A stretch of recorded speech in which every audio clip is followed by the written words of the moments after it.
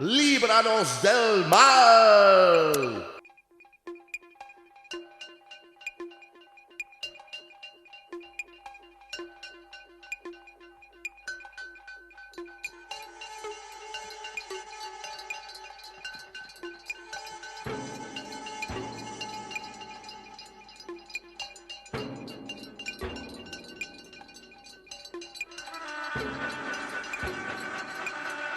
Saludos amigos, aquí da comienzo Líbranos del Mal, un oscuro compendio donde encontrarás todo aquello que siempre quisiste saber y nunca te animaste a buscar sobre la contracultura extrema más enfermiza e infame.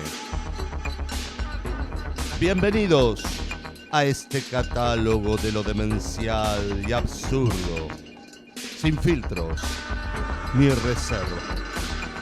Solo relájense, gocen y disfrútenlo.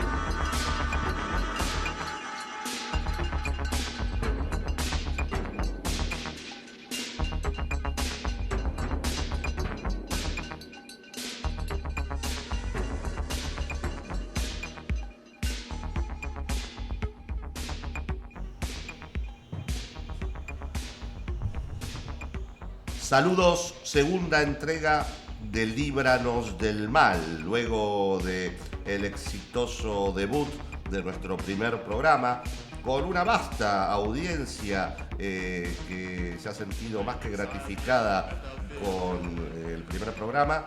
Bueno, aquí vamos por el segundo, porque bueno, estaban del otro lado todos muy ansiosos para ver cuándo regresábamos y lo prometido es deuda y aquí estamos.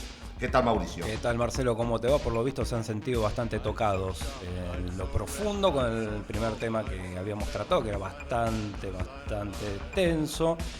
Y con este segundo programa vamos a introducirnos un poco también y dedicarlo a lo que fue también nuestra infancia.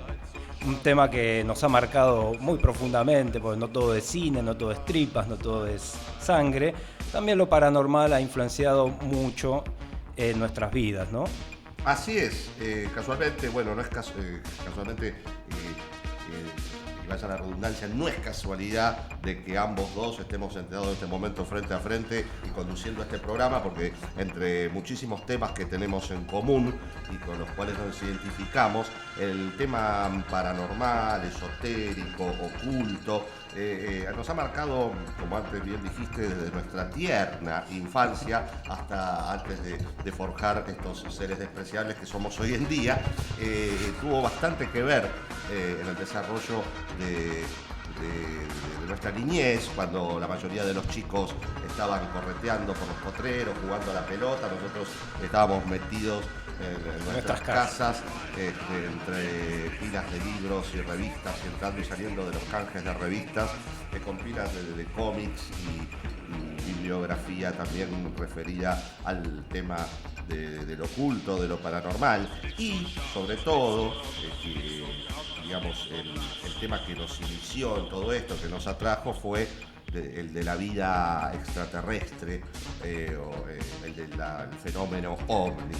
Tema desde ya que para quienes tenemos más de 40 años o andamos rondando por esa edad, aquellos que saben de lo que hablo recordarán que en las décadas de finales de los 60 y durante la década del 70 hubo una gran explosión sobre esta temática. Entonces, bueno, abundaban cantidad de publicaciones referidas al tema, así también como libros.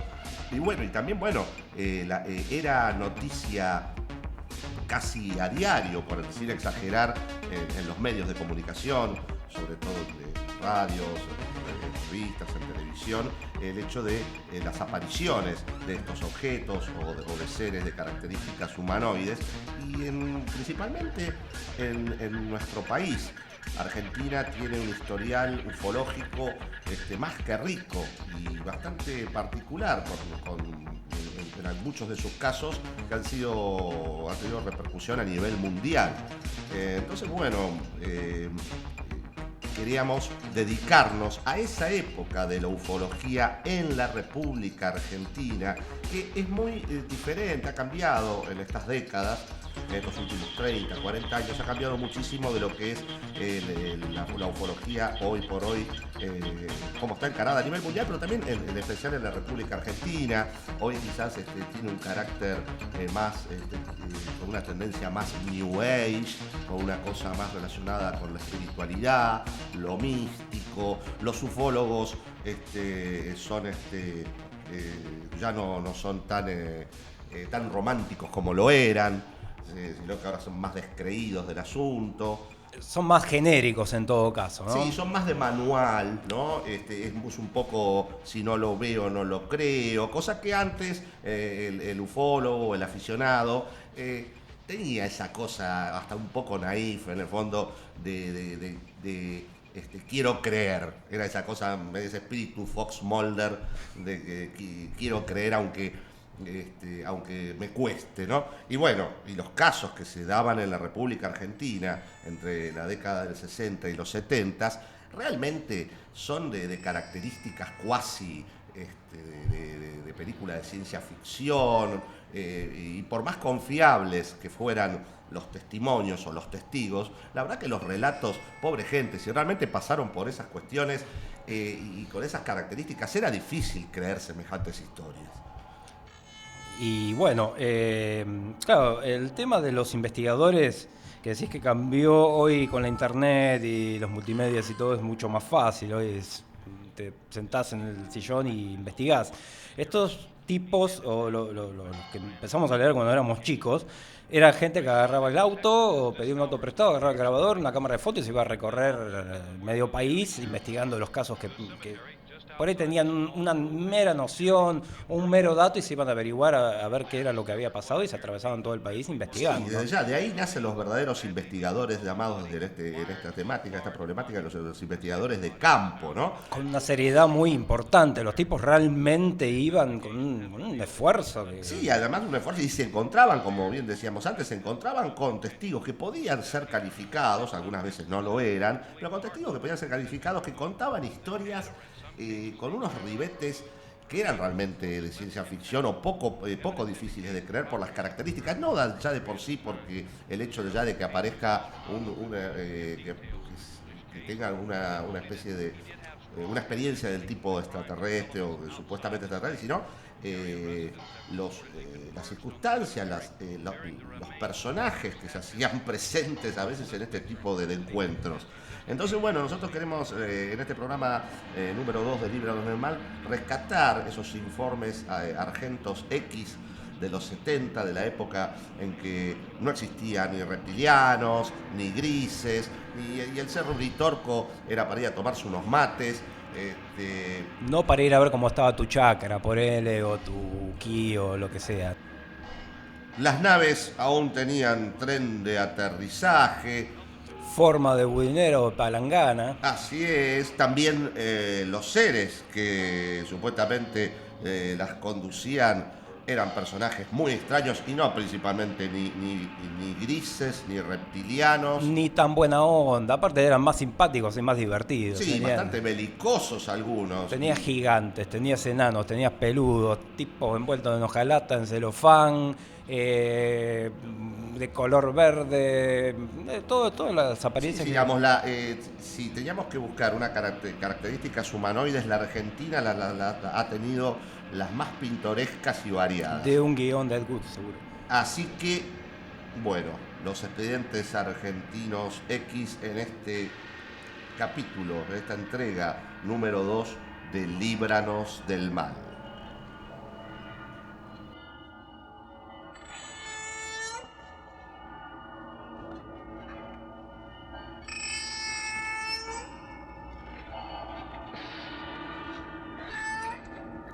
Mucho antes de que el Cerro Uritorco se transformase en un emblemático monumento natural de la nueva era y la espiritualidad cósmica, la República Argentina ya contaba con un riquísimo historial en materia ufológica y problemática extraterrestre.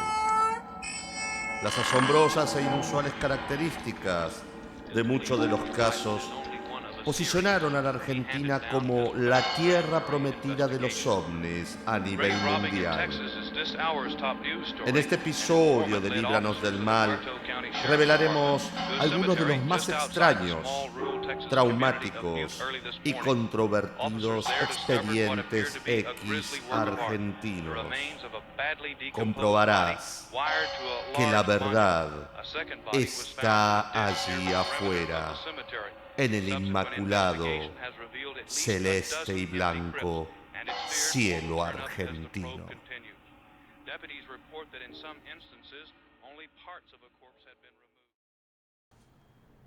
Sin duda, como bien dijimos antes, la década del 70 fue, digamos, más que rica con el tema de lo esotérico, el tema de la parapsicología, el tema de la vida extraterrestre, de los ovnis, y eso se tradujo en la cantidad, la avalancha, la cantidad de publicaciones que había al respecto.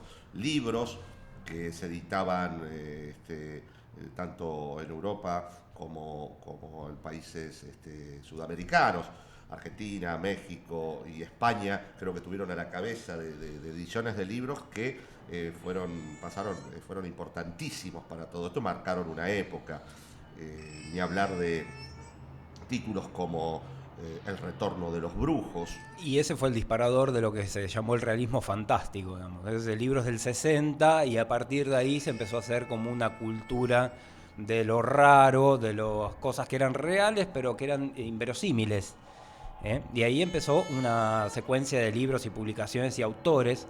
Yo creo que de la década del 60 para acá fue la conexión de España, de cuando se empezaron a traducir esos libros de Europa, saltaron a México y de México pasaban todas las ediciones y las traducciones para el sur. Así es, era algo casi moneda corriente en cualquier biblioteca, porque era una cosa novedosa y llamativa, que en cualquier biblioteca de cualquier hogar, que hoy ya eso, que haya una biblioteca en una casa es algo un poco extraño, hoy por hoy, pero en aquel entonces era algo bastante común, estuviera entre los libros, estuviera, como ya dijimos, El retorno de los brujos, porque también en el caso de ese libro en particular atraía a mucha gente que era a intelectuales, a bohemios, no gente casualmente quizás que estaba 100% imbuida en el tema de lo paranormal o lo esotérico. Muchos hippies también. Totalmente. Estaban a las puertas de Acuario y leían eso y les despertaba ciertas cosas, ¿no? Bueno, como ese libro, también podemos nombrar el caso de Recuerdos del Futuro de Erich von Däniken, este hombre que se adelantó al tema de lo que hoy son taquilleros programas como extraterrestres alienígenas ancestrales. Erich von Däniken lo hizo. Sí, él fue el primero. Él lo hizo hace más de 40 años atrás, que fue un éxito mundial. Con películas incluso. Películas incluso, bastante vapuleado y bastante perseguido por cómo trataba el tema de la visita extraterrestre milenaria o las visitas extraterrestres en la antigüedad. Sin duda fue él, junto con El retorno con los brujos, que también fue un bestseller 100%. No podemos olvidar a quienes fueron los pioneros en el campo de la ufología. En España teníamos a Antonio Rivera, Vicente Juan Ballester Olmos, Iker Jiménez vino mucho después, Jiménez del Oso. Así, Alejandro Vignati, quien era un argentino que acá había sido precursor editando la revista 2001, luego en un obligado exilio, ya sabemos por qué circunstancias, sigue con su carrera en España, siendo también uno de los pioneros. Y bueno, en Argentina no podemos dejar de nombrar a quien es, digamos, representa a la ovnilogía en la República, representó a la ovnilogía en la República Argentina, que fue don Fabio Serpa. Por suerte aún lo tenemos hoy entre nosotros. Y es el último. Claro, el último que ha quedado, bastión de aquel entonces, y que bueno, él le dio todo un marco al tema que no tenía hasta ese momento, ya que los grupos que había de trabajo o de investigación y demás eran grupos aficionados muy chicos y que se movían de forma casi muy underground, por decirlo de alguna forma. Y bueno, como Fabio Serpa venía de una escuela del teatro, del cine, y tenía muy buen manejo del histrionismo y del escenario, llevó el tema OVNI a grandes escenarios de teatro, lo llevó también así a la televisión, y bueno, con la edición de su revista Cuarta Dimensión, que marcó a toda una generación, incluido a nosotros. Previo a todo esto, igual hubo cantidad de gente que en la década del 50 se mezclaba un poco, ya se hablaba así tímidamente del tema OVNI, pero también aquellos que estaban metidos en la cuestión parapsicológica, el espiritismo y demás, había asociaciones. Tenemos, por ejemplo, la agrupación Labor, la Sociedad Constancia Escuela Científica Basilio, que después vamos a hablar más adelante, la Asociación Universal Metafísica y el Instituto Argentino de Parapsicología, que eso fue en la década del 50. Después teníamos también a un personaje, a Pérez Aleman, que fue un oscuro, ilustre, desconocido, pionero de toda la problemática extraterrestre, que preconizaba la venida de los extraterrestres con la Asociación Hermandad Cósmica de Córdoba, y él, bajo el seudónimo de Agor, estaba al frente de nombre de banda metalera. Claro, estaba al frente de este grupo. Los científicos trataban de evadir el tema y no hablaban sobre el asunto. Uno de los primeros periodistas que se animó, escéptico, uno de los primeros escépticos del asunto, fue un tal Federico Kirbus, que tenía sus notas en la prensa. Bueno, como bien antes dijimos, Fabio Serpa, Vignati con 2001 y su revista Periodismo de Anticipación. Y un libro que no podemos dejar de nombrar, que influenció a toda esta gente, a Jacques Tahir, todos, fue el libro de los condenados Charles Fort. Totalmente. Charles Fort fue el que empezó, el que escribió el primer libro sobre este tipo de cosas, de desapariciones misteriosas, lluvias de color extraño, ovnis, objetos raros en el aire, que editó el libro de los condenados en 1919. No, totalmente, un pionero y también un personaje perseguido y que fue tomado maldito para la chacota y demás, pero era otro que era un periodista de artesano del periodismo.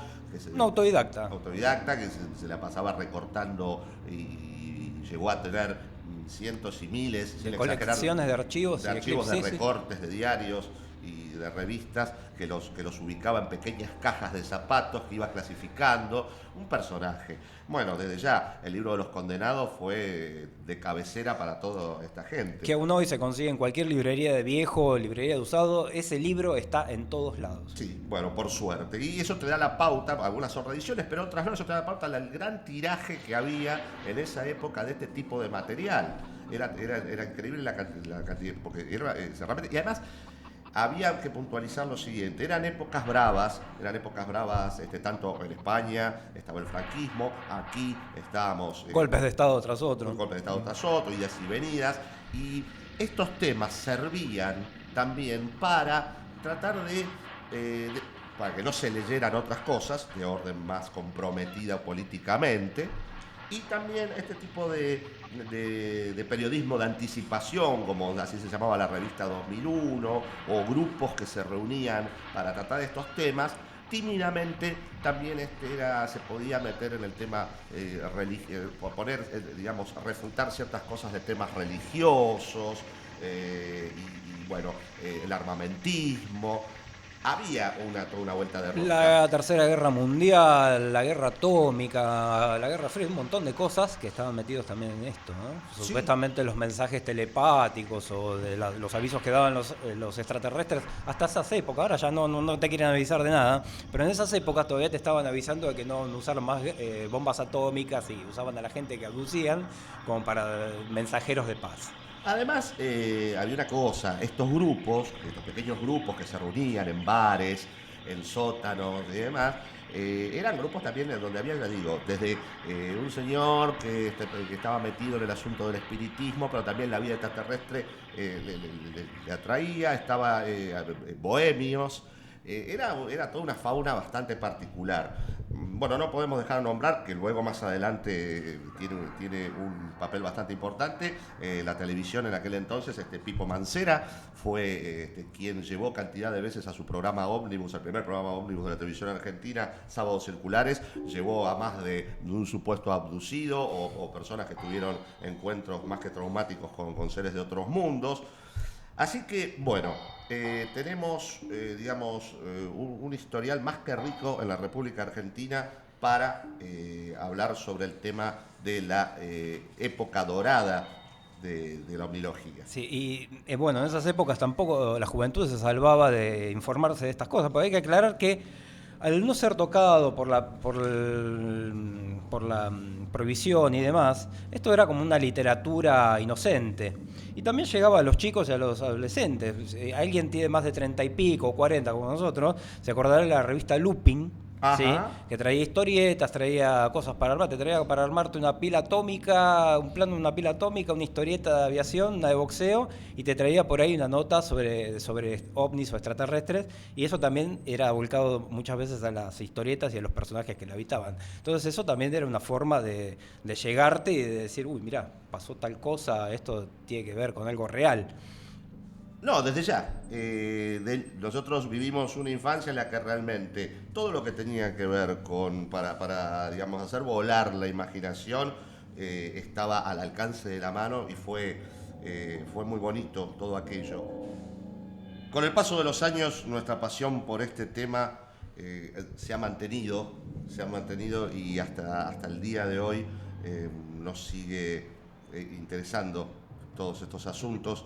Y con el paso del tiempo nos ha llevado a ir descubriendo cada vez más a fondo algunos casos particulares que estaban como quizás en el olvido o habían sido archivados o realmente fueron rarezas de la ufología en la República Argentina.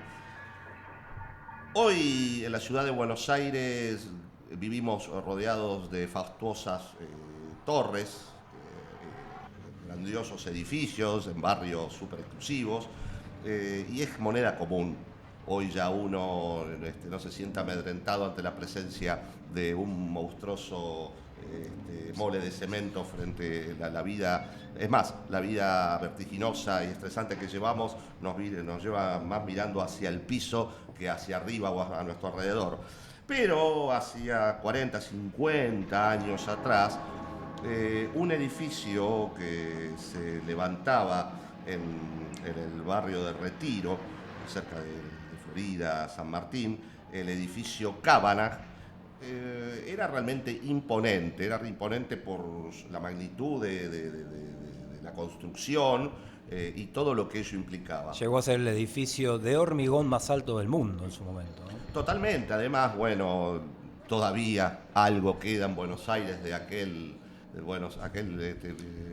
Viejo Buenos Aires, viejo añorado Buenos Aires y los laburos arquitectónicos que habían, donde predominaba el Art Deco y demás, era realmente digno de admirar. Sí, hoy es todo vidrio y nada más. Bueno, en aquel Buenos Aires, estamos hablando de la década del 30, donde en esa zona, la zona de Retiro y aledaños, donde se ubicaban las familias, digamos, más prestigiosas de Buenos Aires, se encontraba la señorita Corina Cábana, que era de una familia rica, de los que los de tradición llamaban despectivamente nuevos ricos, ¿no?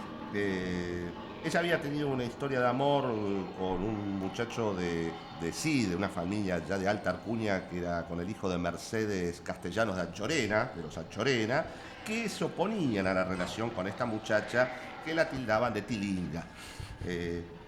Bueno, ¿qué término de la época? Claro, de tilinga. Entonces se dicen que dolida y humillada esta chica ante ese desaire por parte de la familia Anchorena, ella decide tomar una revancha y elabora una venganza, pero una venganza bien cajetilla, una venganza que se iba a traducir en el edificio Cábana.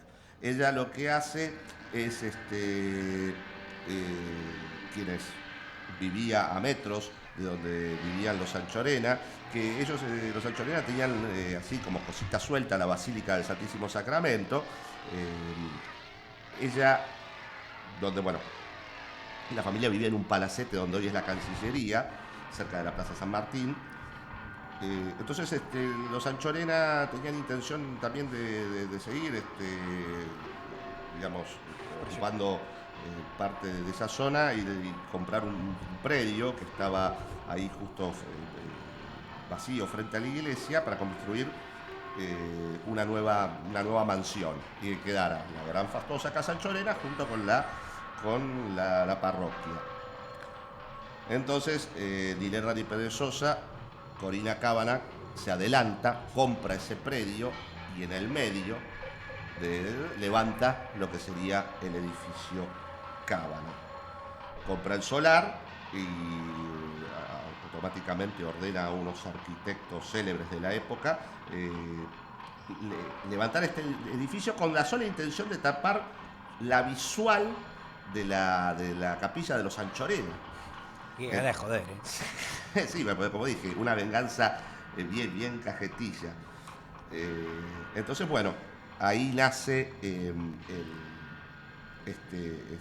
esta mole de cemento que durante años fue el edificio más fastuoso de... Sí, que tapaba también la visión del río, porque ahora, bueno, el que va por ahí ve todos los edificios, todo lo que hay, pero antes no había nada. Antes el río estaba ahí nomás. Claro, y entonces se levanta esta mole de cemento con 33 pisos, 113 departamentos, 3 ascensores, taller de lavado y planchado, algo que era hoy que un edificio tenga spa o que tenga pileta de natación en su terraza, lo más común del mundo. En aquel entonces era una cosa inusitada. Bueno, por allí pasaron personajes de la talla de no sé de qué tipo de humanoide sería pero bastante jodido, José Martínez de Oz y demás. El asunto que el Cábana, además de esta historia que es parte ya pintoresca de la historia del porteñismo, ¿no? En la terraza de ese edificio, allí por la década de los 50, pasó algo bastante particular. Y tuvo que ver con que ese lugar fue elegido, esa terraza fue elegida como lo que iba a ser el centro de clave. De encuentro de operaciones para el primer sería encuentro con inteligencia de origen extraterrestre. Así es. Ahí una noche, en esa terraza, de esta inmensa torre, un grupo de personas, previamente habiendo hecho unas experiencias de tipo espiritista, parecía que se habían logrado conectarse con una inteligencia de origen extraterrestre que les habían concertado una cita en tal lugar. De allí iban a poder ver el paso de una nave extraterrestre que iba a surcar el cielo porteño. ¿Quiénes fueron los que iniciaron este tema? Los hermanos Duclos. Los hermanos Duclos eran unos personajes, tipos muy inquietos, relacionados con todo lo que tenía que ver ciencia y técnica en Argentina en aquel entonces. Realmente unos pioneros, unos adelantados. Bueno, ellos también relacionados, como dije anteriormente, con el tema de la ciencia, la tecnología, todo, pero también estaba el espiritismo metido ahí y practicaban sesiones de origen espírita con un grupo de gente con la que se solían reunirse. Traban contacto con el espíritu de un tal Don Juan. Este espíritu, tienen contacto con este espíritu durante bastante tiempo. Ellos lo que hacían, las sesiones de estas sesiones espiritistas, las grababan en una suerte de cilindros de alambre. Claro, no había ni siquiera grabadores de carril abierto todavía. O había, pero eran imposibles de conseguir. Principios de la década del 50. En estas sesiones de espiritismo, mediúnicas, se contactan con una entidad, un espíritu al que denominan el ingeniero. Ingenieri. Así es. Julio de 1952, el medium, Alberto, habla a través de El Ingeniero, que comienza a explicar todo el tema de la... Se presenta como una entidad de origen extraterrestre y empieza a explicar un montón de detalles sobre de dónde provienen los platos voladores, la velocidad que alcanzan, que recorren una distancia que separa a Júpiter de la Tierra en un santiamén, que no le ponen menos de un año. Un día el ingeniero, este espíritu de origen extraterrestre, revela que los platos voladores vienen de Ganímedes. En esa época se hablaba mucho de Ganímedes. Yo visité Ganímedes, Claro, otro libro claro. infame. Y el ingenieri les encarga escribir un libro donde van a contar todas sus experiencias a medida que se van contactando con él de forma mediúnica, ¿no? Y contando también la historia de cómo se vive en Ganímedes, ¿no? No, es muy bueno porque el ingeniero revela que en Ganímedes, dice que los ganimedianos tienen 30 centímetros de estatura, un cerebro voluminoso, una gran capacidad intelectual, se alimentan con bacterias cultivadas a gran escala, viven un promedio de 200 años de los nuestros y ven en infrarrojo. El mundo para ellos es más transparente que para ustedes, decía el ingeniero. En Ganímedes la vida es más vertical que horizontal. Viven en ciudades subterráneas que alcanzan los 30 kilómetros de profundidad, no conocen las guerras, pero tienen un satélite que está superpoblado, tienen un gobierno único administrado por 12 presidentes que reelige cada 12 años, y existen enormes comedores populares que se abastecen directamente con canillas. Nacional y popular son los ganimedianos. Abrís la canilla y ya te sale la comida, ¿viste? Buscan yacimientos de uranio en Marte y la Luna para utilizarlo en usinas eléctricas. Las bajas temperaturas reinantes en el satélite no inspiraron a los ganimedianos lo suficiente como para que inventaran deportes invernales originales, pero los casquetes polares practican el esquí. Está bien, hay que entretenerse con algo, están todo el día al pedo. Y juegan a tirarse bolas de nieve. Qué simpático los bichos. Bueno, así de delirante y todo. Bueno, esto entre otras muchísimas cosas revela el ingeniero a los hermanos Duclos. El 6 de septiembre de 1952 tuvo lugar la última sesión y bueno, a partir de allí después vendría esta cita programada que se elige como lugar para ver... para ver lo mejor, porque era lo más alto que había. Lo más alto que había en Buenos Aires era este edificio, el Cábana, y es allí donde se citan para ver el supuesto paso de una nave extraterrestre que iba a surcar el cielo de Buenos Aires. Ahora, los hermanos Duclos, es digno de mencionar de dónde vienen ellos, Jorge y Napi Duclos, que son quienes luego van a editar un libro que es el emblema de la bibliografía ufológica argentina, que es Los platos voladores, es uno de los libros. Jorge y Napi Duclos, hermanos, el padre de los Duclos tenía una fuerte influencia en la vida de ellos. Eran gente que tenían un nivel cultural e intelectual muy alto.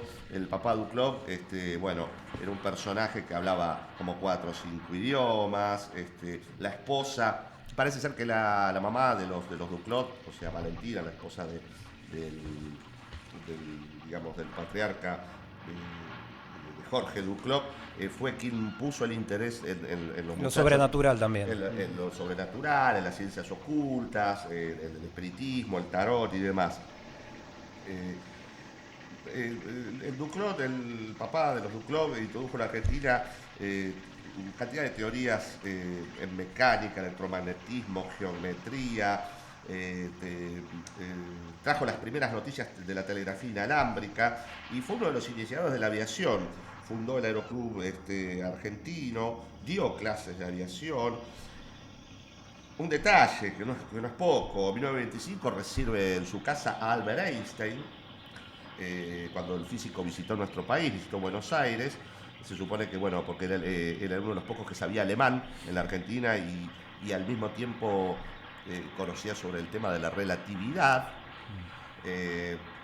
Y bueno, y Don Duclos instruyó a sus hijos en teorías rápidas que pronto aprendieron, ¿no? A operar un radiotransmisor de onda corta. Bueno, ellos se dedicaron, fueron inventores, editores, bueno, gente que... Directores de cine, de televisión, Ajá. guionistas, o sea, no era una familia de loquitos, era una familia patricia, Sí, totalmente. desde sus antepasados hasta ellos, ¿no? Totalmente. Y con un nivel, ya digo, un nivel cultural muy grande. Y eran tipos que no hacían mella a la hora de meterse en empresas realmente faraónicas, que luego muchas veces, porque eran incomprendidos para su época. No lo bancaban ellos de su bolsillo, una de las primeras, la primera película tridimensional que se hizo acá la hicieron ellos también. Totalmente. Bueno, a todo esto fundan una revista que era como la Mecánica Popular, pero Claro. de Latinoamérica, que se llamaba Ciencia Popular. Los libros que ellos sacaban eran las publicaciones de la editorial Jorge Duclos. Por ejemplo, acá tengo en mis manos el libro Los Platos Voladores, pero en la contratapa decía ideas prácticas para el hogar, ideas prácticas para el campo, ideas prácticas para el camping, carpintería, mecánica y herrería, hágalo con envases vacíos, hágalo con maderas rústicas, ese tipo de cosas. Claro. Y el libro de los platos voladores. Claro, no les hacía falta llamar la atención como para ganar un peso a estos tipos, les sobraba. No, Querían les hacer era- esto porque realmente creían en todo lo que estaban diciendo. El asunto es que finalmente se acerca el día del encuentro. Sería el primer encuentro Pactado, programado. pactado, programado a nivel nacional ni hablar, y a nivel creo que casi mundial. Se hace público porque, bueno, varios, ellos mandan gacetillas o se acercan a los diarios a anunciar que esto iba a suceder. Entonces, varios diarios, en aquel entonces era algo bastante común que el tema OVNI apareciera en los periódicos. Entonces, diarios como La Razón y demás, dice, bueno, los argentinos esperamos el paso de los platos voladores. Incluso dos periodistas de un medio de Brasil vinieron a cubrir la noticia. Totalmente. Así que bueno, llega el día del gran encuentro, donde estaba un grupo obviamente, de los que habían sido parte de todo de todas estas sesiones mediúnicas con el ingeniero, con el supuesto ingeniero, porque el supuesto ingeniero también, después de las charlas y de estas confesiones de la vida ganimidiana y de un montón de cosas más que tienen que ver con la propulsión de las naves extraterrestres y toda la tecnología que los rodea, no los quería defraudar. Entonces, bueno, le dice, yo tal día, tal hora voy a pasar por ahí. Claro. Te mando una nave, dentro de 2 años te mando una nave Claro, dentro de interplanetaria. 2 años, ustedes vayan, busquen su lugar, donde me puedan ver bien, que yo los saludo. Hola, toco bocina. Y ahí pasó, y bueno, ¿el ingeniero pasó o no pasó? Y por lo visto pasó. Las teorías que se tenían en esa época, bueno, era que se había visto una luz, pero bueno, obviamente siempre sale alguno que te escupe el asado y salieron a decir o bien que eran estrellas fugaces, o bien que podría haber sido una confusión entre la Luna y Marte, porque ellos 2 años antes podían tener la cartilla de cómo iban a estar los astros. Entonces también maliciosamente se decía que ellos también podrían haber planeado, de decir, bueno, mira, yo de astronomía no sé nada, pero en tal punto del plano etéreo se va a ver tal planeta y digamos que es eso y listo. Pero nunca se supo en realidad qué fue lo que vieron. La gente que estuvo ahí dice que vio algo. Sí, una esfera Una luminosa. esfera luminosa que pasó. Que surcó el cielo y demás, que se vio en varios puntos de la capital. Pero digamos. como estaba medio nublado, también quedó la semilla de la duda. No, y es más, como habían ido con cámaras, pero cuando pasó tan rápido... Claro, no lo pudieron filmar. Fíjate, la cámara pesaba 2 toneladas. Ahora, a mí me hace esa, yo vuelvo a hacer una sesión de Escuchame mediúnica una y lo cosa. puteo de arriba. Escuchame una cosa, ¿puedes volver a pasar? Porque me cagaste. Claro, acá estamos en la Tierra, está bien, vos tenés tecnología, pasará, ¿viste? Sí, pero estoy en la terraza de un edificio, Claro, negro. me van a sacar cagando de acá. ¿Con qué cara yo voy a esta gente? Pero los tipos Entonces, más allá de si fue real o no, los tipos siguieron adelante, siguieron con sus proyectos, murieron muy jóvenes. Murieron muy jóvenes y cabe destacar que mueren jóvenes porque ellos además hacían experimentos que estaban relacionados con la tecnología y muchas veces en el lugar donde ellos trabajaban, en el taller donde ellos trabajaban, en su propia casa y demás, pasaban días y horas metidos encerrados ahí dentro para llevar a cabo sus experimentos y demás, y estaban a veces expuestos a radiación. Entonces, A los rayos X. A los Cuando rayos X. hacía frío, los tipos dormían al lado de las lámparas y eran inundados con rayos X, entonces los dejaron estériles y después les trajeron cáncer, un montón. Murieron ninguno de los dos llegó a los 60 años. No, creo que murieron entre 40 y pico y 50 y pico de años, sí. El Muy libro jóvenes. Los platos voladores, que como bien digo es una joya, viene con un apéndice que son con las fotos de los que fueron los, digamos, quienes tuvieron el placer. Los protagonistas. La protagonista de ver al ingeniero. Y hay unas caras que son, bueno, impagables. ¿No hay un ganimidiano por ahí? No. Podrías, mirá, con las caras que hay, desde un beatnik pasando por un colimba. Hay de todo, amas de casa. Bueno, tenés el tema, por ejemplo, del señor Tito Politino, empleado de mueblería. Dice que cuando pasó el ingeniero y su nave se echaba en la cama cuando fue avisado de la llegada del plato volador. Tuvo tiempo de levantarse y de salir a verlo pasar majestuosamente sobre su cabeza y luego desaparecer tras los altos árboles en el horizonte. Había árboles en esa época. En esa época había árboles, porque además, Y el cielo estaba limpio también. claro, ojo, también se los vapuleó a ellos bastante, porque ahí cerca estaba, que en esa época estaba en su esplendor, estaba el Little Park. Claro. Y se decía que podían ser las luces del Little Park. Bueno, pobres, ¿no? Los Duclos. Pero el primer encuentro programado de ovnis o de la visita de una nave en la República Argentina fue en la porteña Buenos Aires y nada más y nada menos en el edificio Cábara, que hoy por hoy aún está allí. Pero no puede subir. No se puede subir, pero bueno, cuando pasen por allí sí, miren hacia arriba y bueno. Y saquen fotos. Saquen fotos y recordarán al ingenieri y a sus Los fanáticos. ganimidianos tirándose bolas de nieve. Vamos a un tema.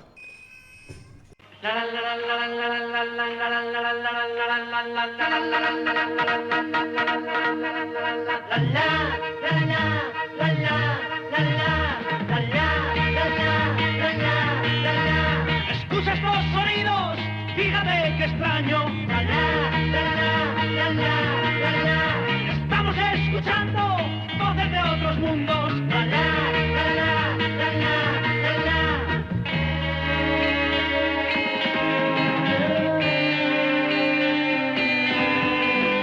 Vamos a viajar, ven, deja tus asuntos, ven, vamos a viajar, ven fuera de este mundo, ven, vamos a cantar.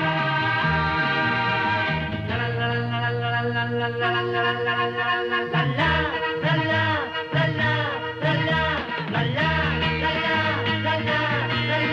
nos piden que llevemos cosas de la tierra.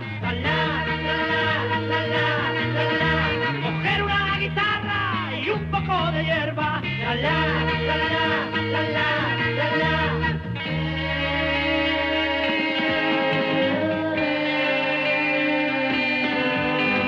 Ven, vamos a viajar. Ven, tráete muchas flores. Ven, vamos a viajar. Ven, deja tus temores. Ven, vamos a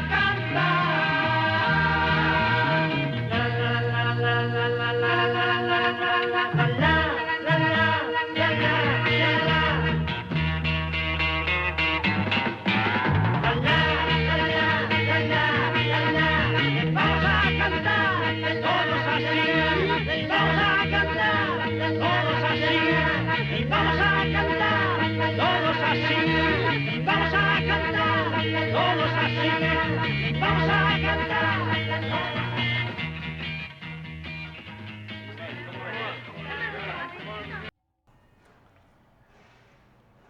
El lunes 3 de junio de 1968, en el vespertino de La Razón, aparece una nota titulada ¿Qué es esto?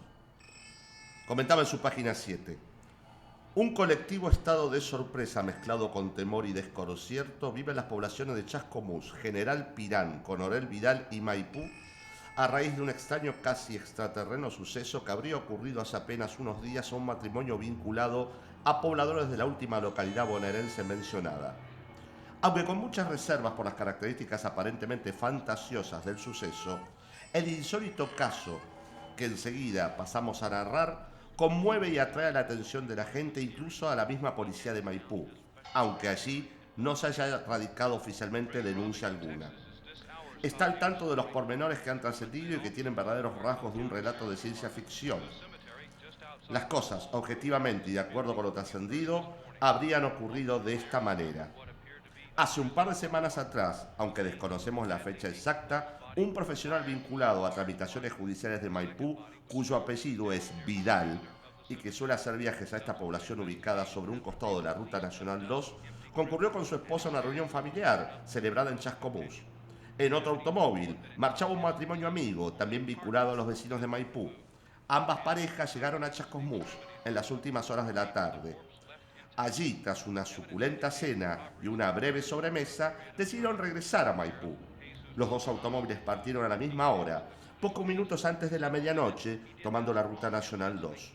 El primero de los matrimonios, cuyos nombres desconocemos, llegó a destino sin problemas y en su casa, puesto que así lo habían convenido, esperó el arribo del doctor Vidal y de su esposa. Sin embargo, y extrañados por esa demora, los Vidal no aparecían. Fue por ello que, con justificada preocupación y ante el temor de que hubiera ocurrido un accidente, la pareja decidió realizar el trayecto nuevamente hasta Chascomús para ayudar a sus amigos.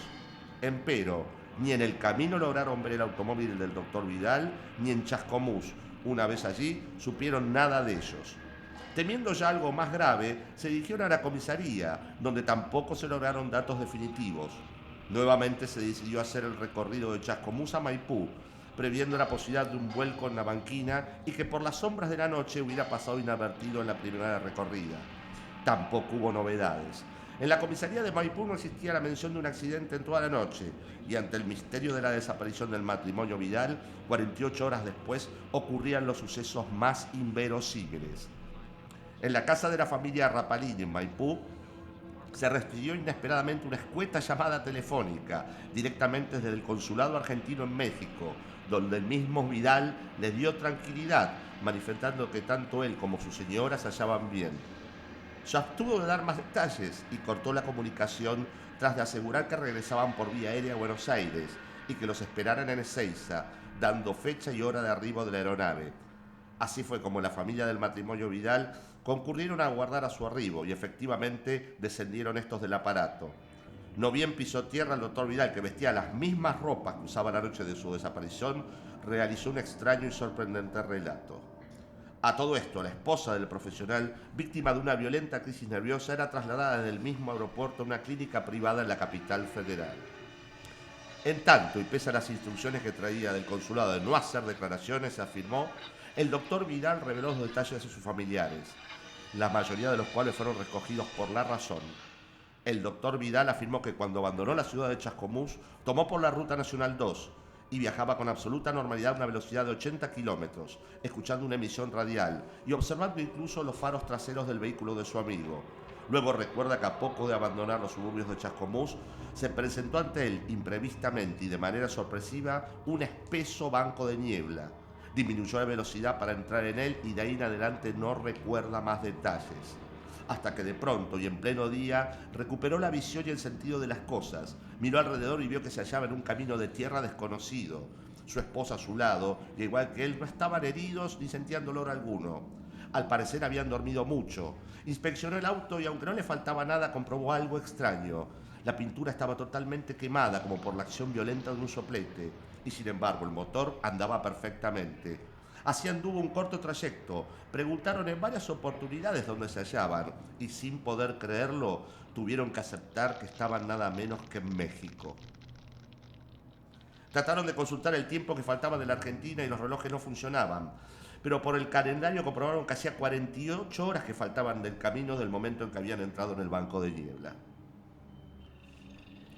A ver, ¿cómo fue? ¿En la ruta 2? Así es. ¿Había niebla? Así es. ¿Y se desviaron? Así es. Y la niebla, a ver, mira, estaría filmando Pino Solanas algo, y se metieron en la niebla y agarraron la ruta 8 y se desviaron y aparecieron en México, fácil. Ojalá hubiese sido así de fácil. Ah, ¿no? Sin embargo, esto que acabamos, parte de este relato, que es más extenso, pero la columna vertebral de este relato es la historia, la extraordinaria historia de uno de los casos más controvertidos y documentados, por lo menos que han aparecido en cantidad de libros que se han escrito en la Argentina sobre el tema y en el exterior también. El extraño caso Vidal, del matrimonio Vidal. Una de las primeras y más espectaculares historias de teletransportación que se hayan tenido noticia a nivel mundial. El caso Vidal siempre estuvo rodeado de cantidad de puntos oscuros, más allá de la historia, más que fantástica, de puntos oscuros en cuanto a quiénes fueron sus protagonistas, ya sea tanto los propios Vidal, como así también quienes eran el matrimonio que estaba con ellos cuando esto sucedió, o por lo menos hasta que entraron en ese misterioso marco de niebla que después aparecieron en la Ciudad de México. Hay una anécdota, obviamente al poco tiempo y con el paso del tiempo se fue transformando, no solamente para los ufólogos o aficionados al tema, sino para a nivel, digamos, a nivel popular, se fue transformando en el caso de los que aparecieron en México, en una de las primeras así leyendas urbanas argentinas, ¿no? Relacionada con el fenómeno OVNI. Y bueno, cuentan que cuando los Vidal se encuentran en esa carretera de día, que desconocían dónde estaban, vieron pasar un hombre con un burro, con un sombrero de charro mexicano enorme, y le preguntan, señor, ¿dónde estamos? Pues hermanito, estamos en México, una cosa así, le hablaba tipo a Speedy González. Bueno, eso es una anécdota pintoresca, que no precisamente no lo hace más espectacular de lo delirante de lo que fue el relato. Pero el asunto es que el caso Vidal, como bien antes dije, ha sido documentado en cantidad de libros, ya sea en el país como en el mundo, y dado como un hecho de teletransportación real. Ahora, y en cada libro que vos leas, donde está citado el caso Vidal, hay una teoría distinta. Siempre es una historia distinta, pero siempre es, digamos, lo mismo, pero tergiversada. Sí, lo que sobran son teorías, y además, bueno, hay tela para cortar en semejante relato. Pero, sin embargo, lo que no hay es datos de quiénes eran los Vidal, qué fue de la vida de los Vidal, quiénes eran los Rapalini y demás. Siempre el relato ha existido, las teorías han existido, pero no así ha habido un testimonio de primeras personas, o de los directamente involucrados, o de aquellos que estaban relacionados con esta supuesta familia Vidal, que lo primero que se decía es que tras el traumático hecho, se fueron a vivir a otro país, pero fueron en avión. Esta vez tuvieron que pagar el pasaje. Es mejor que te abduzcan. Claro, se fueron a vivir a otro país, cambiaron su nombre y demás. El asunto es que durante décadas, el caso Vidal fue un caso, digamos, un capítulo aparte de la ufología argentina. Con el paso de los años, como bien antes dijimos, la ufología, los investigadores se fueron haciendo cada vez más escépticos y perdiendo el romanticismo, empezaron a bucear en ese caso que todos creíamos como aquel caso emblemático de teletransportación, ¿no? Único en el mundo. Y buceando, esta gente empezando a investigar sobre, vamos a buscar a los Vidal, y si los Vidal no están en este país, alguien los haber conocido, y si murieron, deben estar enterrados en algún lado. Algún vecino habrán tenido, o si tuvieron descendencia, hoy los hijos serán grandes y podrán contarnos, les habrán contado, y así. Jamás los Vidal aparecieron se sentaron a tomar un café frente a ningún ufólogo para decirles si nosotros fuimos aquellos que estábamos en Chascomús y aparecimos en México.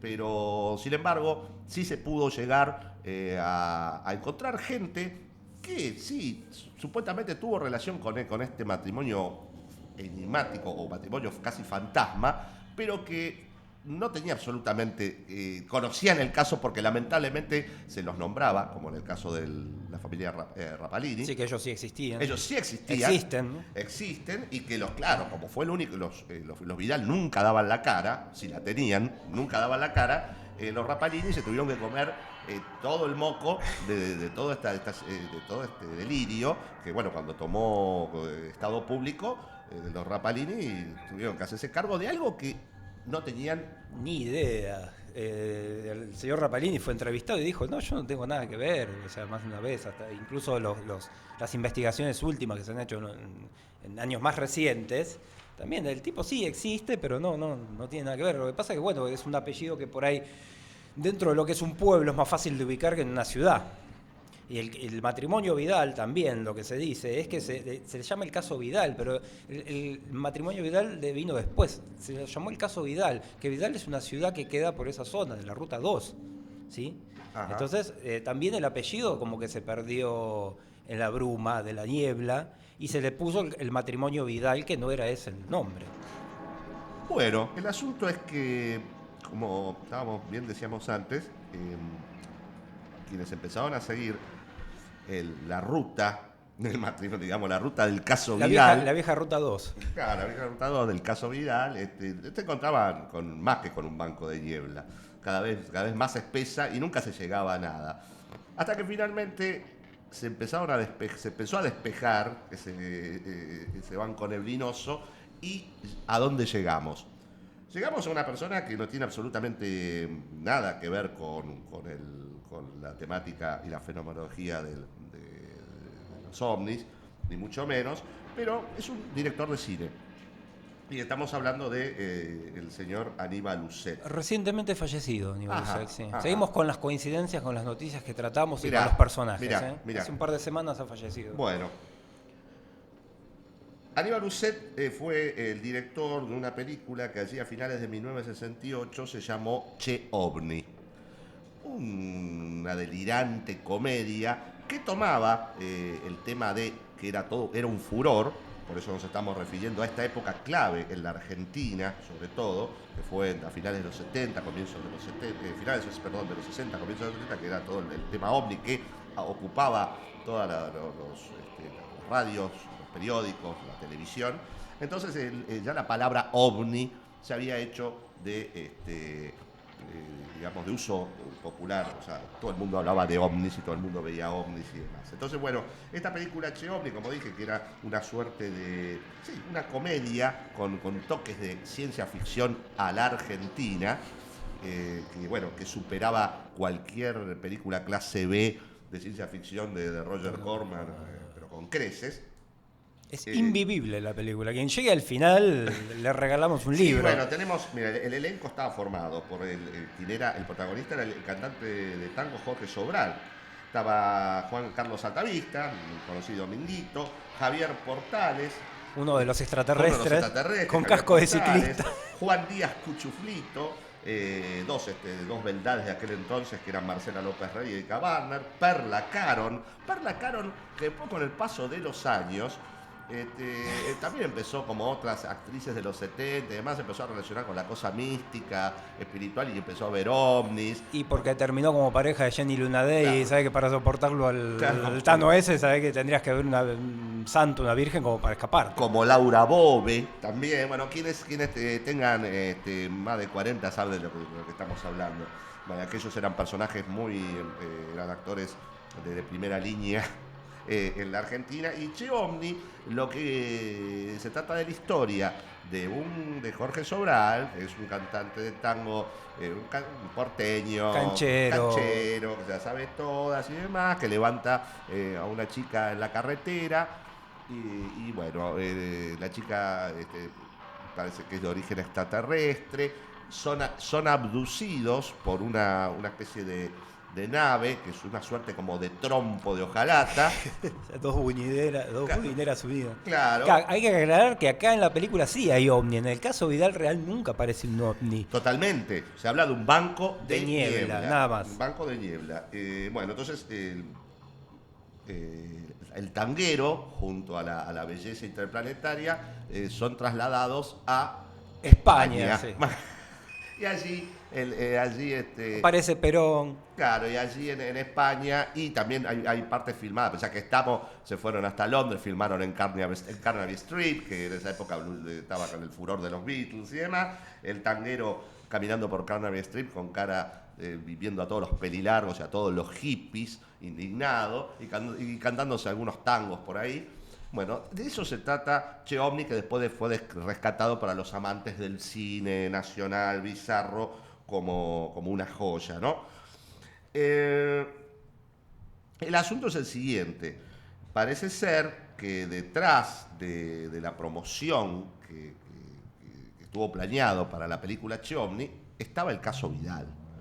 Se dice que el caso Vidal fue realmente fue armado, un fraude publicitario, un boca a boca armado para luego, porque como esto se empezó a tomar, empezó a crecer el rumor y la noticia y demás, ya los medios empezaron a hacer eco de ella y esto, al poco tiempo se estrena la película Che Omni, con una temática, digamos, en solfa, como decían aquel entonces, pero bastante similar. Un rumor también motivado incluso por gente de la CIDE, o sea, no estamos hablando nada más que de productores cinematográficos, de guionistas y demás. Se tocó gente realmente pesada a nivel nacional como para promocionar esto. No, totalmente, porque había que sostener esas noticias. La que leímos antes fue la primera que salió porque no se sabía de qué se trataba. Después cuando ya se hablaba del matrimonio teletransportado por extraterrestres de Buenos Aires a México, de Argentina a México, ya la cosa había que estar ahí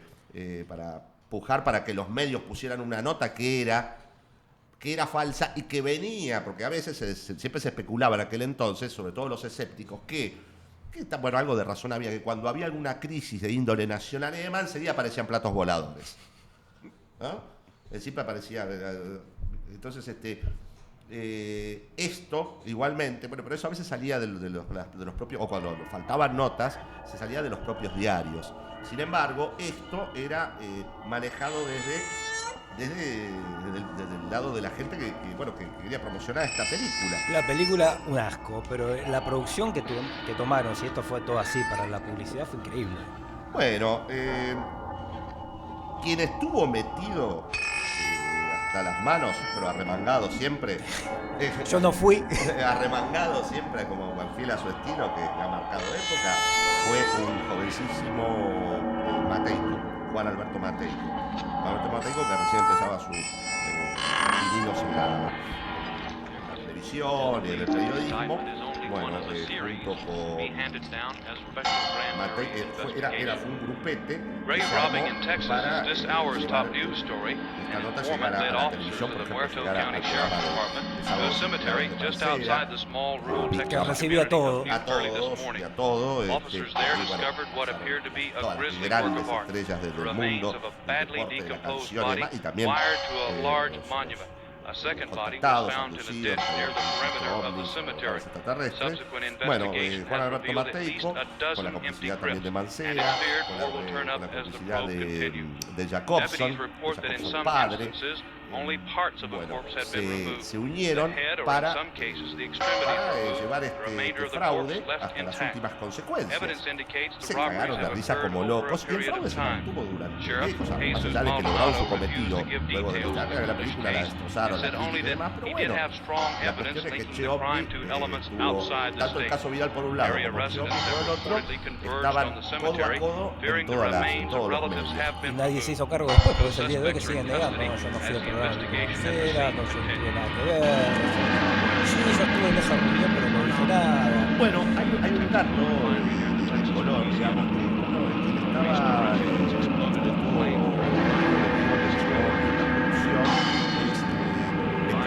Becalia era también quien producía, claro, responsable. Y bueno, de ahí no me puedo dar una idea porque no conozco la historia a fondo. También un símbolo de... O sea, que imaginación no le faltaba para no, totalmente. Estaba bajo el agua, que sacaba todo el tiempo. Bueno, te va a hacer desaparecer un auto en medio de la nieve. Por ejemplo. Así que bueno, el caso Vidal, el episodio de teletransportación más famoso del mundo, con el paso del tiempo se descubrió, se corrió el velo de que escondía gran fraude. Igualmente, nuestro corazoncito está en la duda, como siempre, y el caso Vidal, el caso de teletransportación bien argento, bien espectacular, ¿no? Y bueno, igualmente yo recuerdo que vos tenías una anécdota que te sucedió un día. A mí el caso Vidal me tocó de cerca, cierta tarde, voy a hacer lo más rápido posible la anécdota. Yo en una época vendía libros por un sitio de internet y tenía un libro de humanoides que me sobraba, no me acuerdo cómo cómo fue el tema y me lo compró una persona. Citamos para que la entregan en el lugar de mi trabajo, en un hall, en un edificio, me toca el timbre, bajo con el libro y me encuentro con un tipo que era muy avesado en todos estos temas. Entonces empezamos a hablar, obviamente, no le iba a dejar ir. Ya el escenario era tipo Hitchcock, ¿viste? Caía en la penumbra así en el hall del edificio, empezamos a hablar.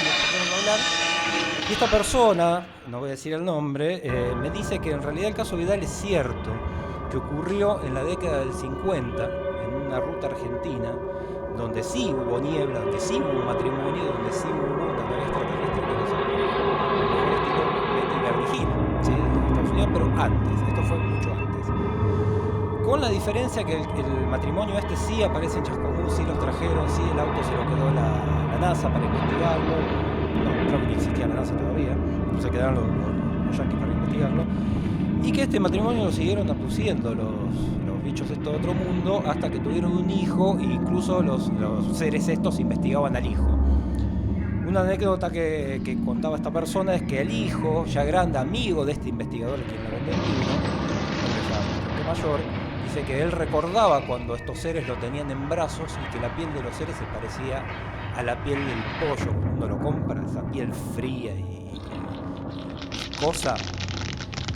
Y como que el tipo nunca quiso dar mucho más detalles. Como que hablaba con esta persona porque era un ufólogo, digamos así, bastante serio.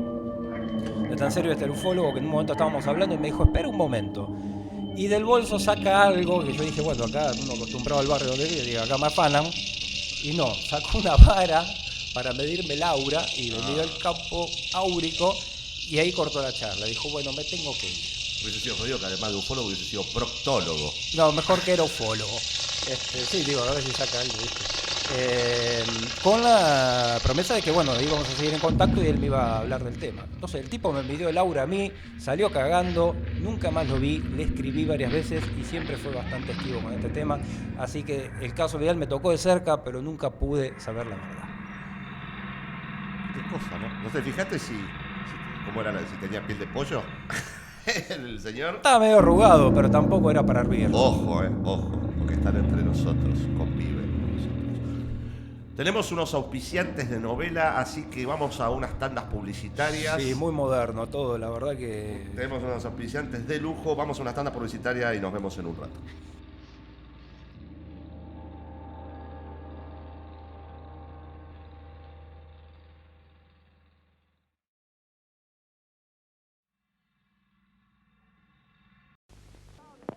Presentamos el Bananita Dolca Show. Bananita Dolca, la golosina de color. Oh, bananita Dolca, tu encanto es el sabor. Y de baño en chocolate y de gala se vistió. Bananita Dolca. Su encanto es el sabor. Mozo, ya viene el mozo, y en la bandeja, ¿qué es lo que trae? Traigo una cosa muy deliciosa, es limón soda Canada Dry. Traigo una cosa muy deliciosa, es limón soda Canada Dry. Mozo, señorita, otra limón soda Canada Dry. Lere, lere, lere, lere, lere, lere.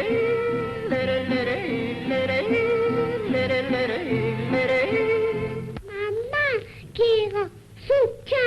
Bloquecitos de suya, bloquecitos de suya, delicia de paladar, son productos de suya.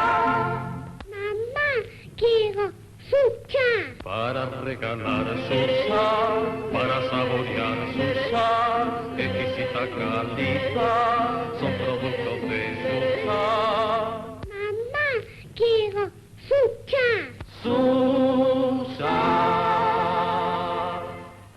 Qué tanditas que tenemos, ¿eh? Unos auspiciantes de primera línea. Un despiplume de tandas. Bueno, como bien dijimos, nosotros amamos la ufología de aquel entonces, de la década del 70, y la Argentina ha tenido casos fabulosos, y sobre todo los relacionados con con encuentros de los después llamados del tercer tipo, que tanto promocionó ese término aquella hermosa película y que nos marcó también en la vida, que fue Cuento sacaron tercer tipo, de Spielberg, que es un catálogo sin pelos ni señales con pelos, ni señales de lo que es el fenómeno extraterrestre. Y bueno, de estos encuentros del tercer tipo, encuentros con humanoides en Argentina, realmente tenemos un catálogo de personajes injustamente olvidado. Claro, y único en el mundo, ¿no? En lo que se refiere a la tipología de este tipo de seres. Quizás los relatos que van a escuchar a continuación sí sean hoy por hoy olvidados, poco creíbles para los escépticos y ufólogos de manual tan puntillosos que existen hoy en día, pero a nosotros los amamos a estos casos y a estos personajes porque, aunque no nos hubiese gustado estar en la piel de quienes dicen haber mantenido estas experiencias, porque realmente después de encontrarte con un bicho de estas características, creo que tu vida no sigue siendo la misma, y por eso a veces digo, pobre gente, le pasó estas cosas estas experiencias tan deformes, tan bizarras, que por más buena voluntad que tengan de ser testigos calificados, siempre vas a pensar que estás ante un loco, un borracho, un fabulador, un mitómano. Pero bueno, si realmente pasaron por estas circunstancias, lo lamento por ellos, pero igual nosotros amamos este tipo de casos que hemos recopilado para este especial de Líbranos del Mal de los expedientes Argentos X. Y bueno, lo dejo a ustedes. Nos vamos a Olavarría. Vamos. Año 1969. En una humilde casa del campo, mi recuerdo, vivía el señor Aquilo Ramón Acosta, de 44 años. Su mujer y los hijos se habían ido hasta la estancia del Carmen, por lo que a las 11 de la noche el hombre decidió ir a dormirse. Estaba desvelado porque la familia no volvía, entonces decide levantarse a tomar unos mates como para pasar el tiempo. Sintió un ruido y al asomarse a la puerta de la cocina quedó estupefacto. Unas personas de estatura normal, pero que parecían envueltas en papel celofán, por el extraño brillo que irradiaba su ropaje, volaban de un sitio a otro del predio, iluminando el pasto con reflectores. El más cercano estaba a unos 8 metros del hombre, y en momentos en que se dirigía hacia el patio de la finca vio al testigo. O sea, se dio cuenta que lo estaban pichando, ¿no? Levantó entonces el ser un bastoncillo que portaba y fue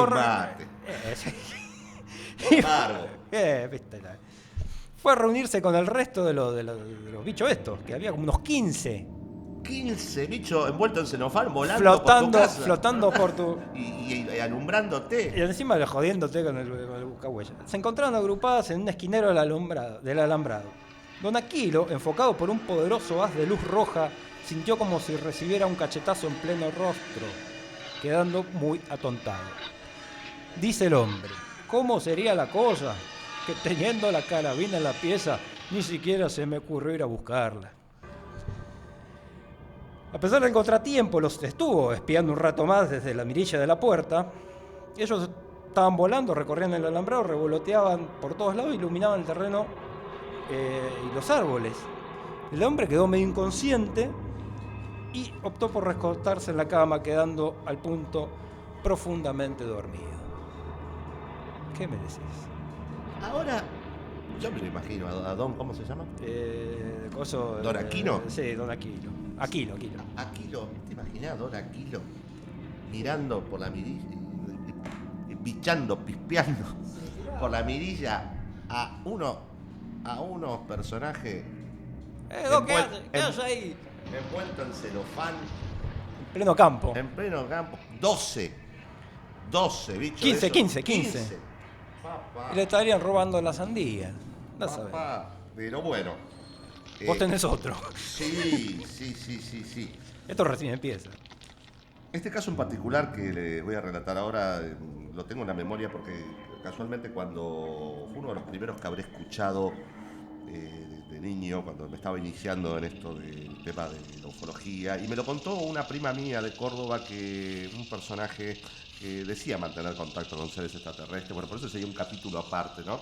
Bueno, y entre otras, ella tenía mucha bibliografía sobre el tema y conocía. Le faltaban varios jugadores del tarro, pero igualmente era muy interesante las charlas que yo tenía de pequeño con ella, y me contó este caso que siempre me quedó en la memoria y me da un poquito de escalofríos aún hoy. El 28 de agosto de 1972, el mecánico Eduardo Fernando de Deus, de 32 años, casado, una hija, había salido de Médanos a las 22:30 de la madrugada, y al cabo de unos minutos, al llegar a una curva muy cerrada por la ruta 22, un hombre altísimo extendió su mano para que se detuviera. Después daríase cuenta de que no había hecho dedo como todo el mundo. Lo levantó, estaba muy oscuro, pero me pareció que medía entre 1,90 a 2 metros. Tenía un sacón grueso con el cuello levantado y un casco de pequeña visera en la cabeza. El mecánico le preguntó si era de Bahía Blanca y el desconocido le contestó con una especie de balbuceo, algo que no llegó a entenderle.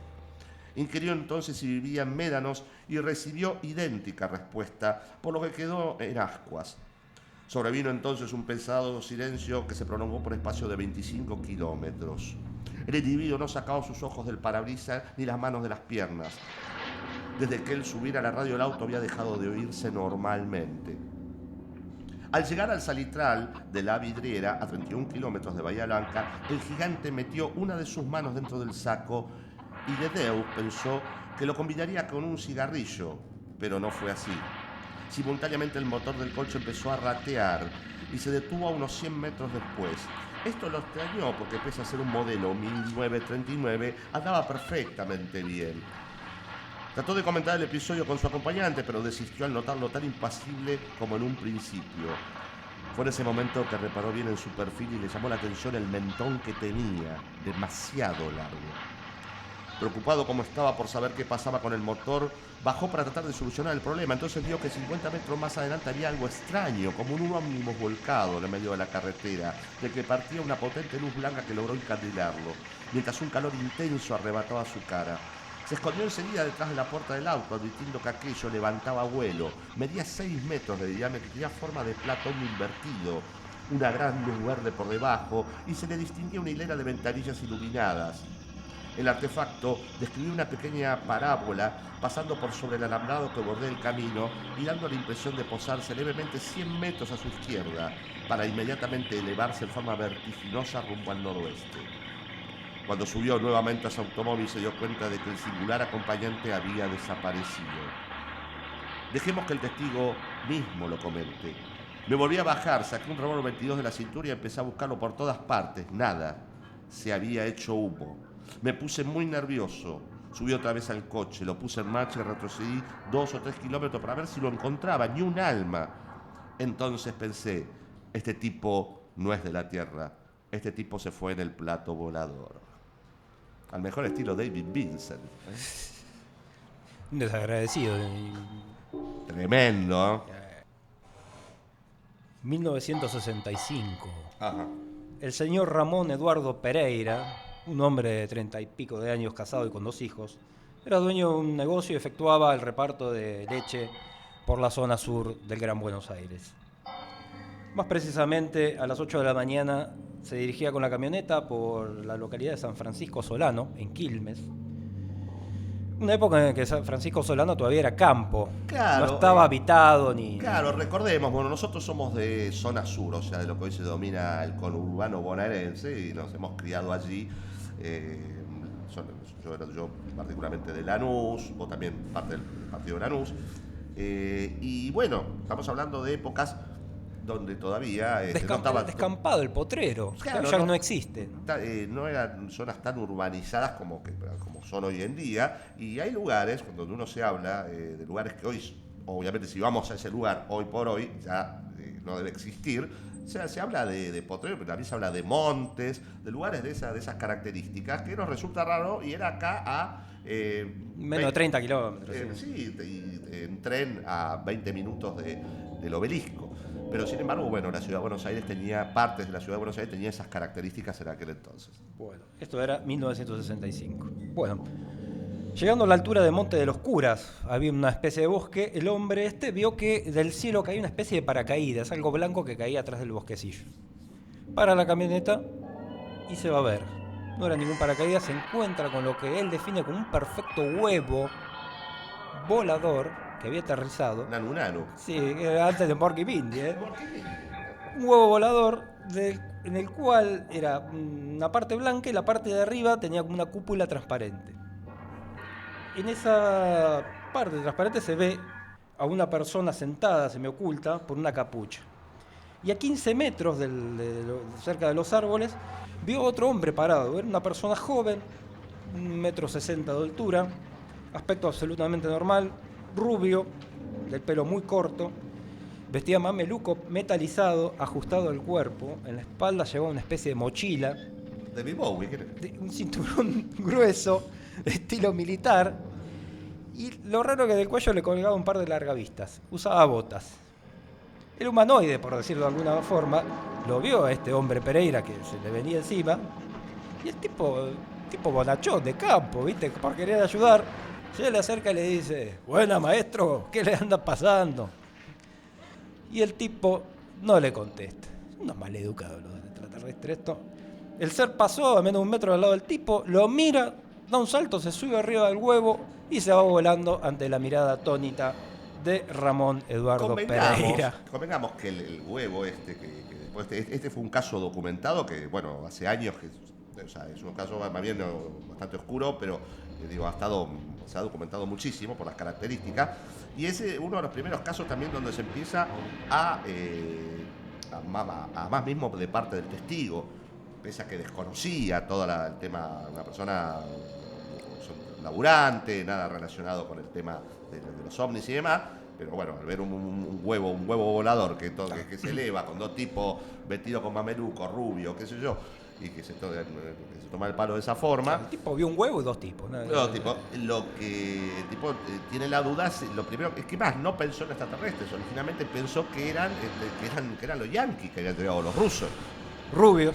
Claro, encima dicen los saludo y no me contestan. Los extranjeros de mierda. Nano.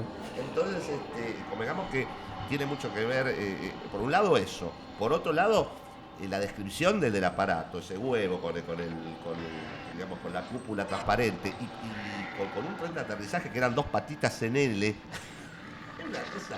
Porque no toque suelo, no se manche, ¿viste? No había lavautos en esa época, entonces era más difícil.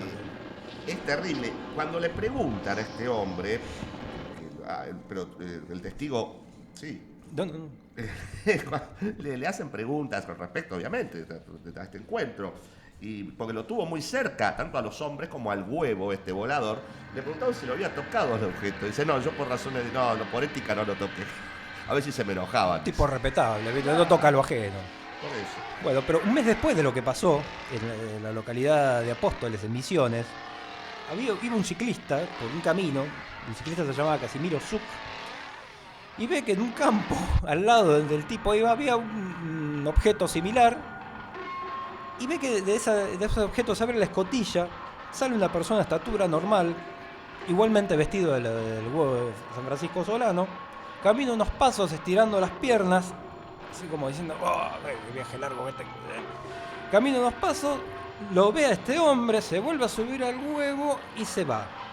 Lo raro es que un detalle que desde el interior del huevo, mientras estaba aterrizado, el testigo escuchó que surgía el rumor de una música suave. O sea que ya venían con pasamagazines los cosos esto, ¿no? Bueno, era huevo con mal. Tenías la AM y ponías el pasamagazine y escuchabas Ray Conniff, Roscoe Show, claro, Festival de San Remo, Billy Cafaro, alguna cosa moderna, ¿no? Pero sí, la cosa que indudablemente el huevo sea de origen extraterrestre, ¿no? Andaba bollando por todos lados y rompiendo las tarlipes porque les gustó andar por acá por lo visto, y a este tipo los mandarían en misión lo estarían probando algo. Debería ser incomodísimo viajar en esa porquería, porque eran tipo bastante altos, esbeltos. Yo para estar ahí acurrucado metido. Ahí era como viajar en el 60 a la mañana. Sí, y vaya a saber, ¿no? Si realmente estamos hablando de una nave de origen extraterrestre o era algún prototipo de alguna potencia Ahora, en las coordenadas, ¿cómo llegaron a Solano? Es un misterio. Lo que no es un misterio es el tema que vamos a escuchar ahora. Una excelente pieza musical y regresamos.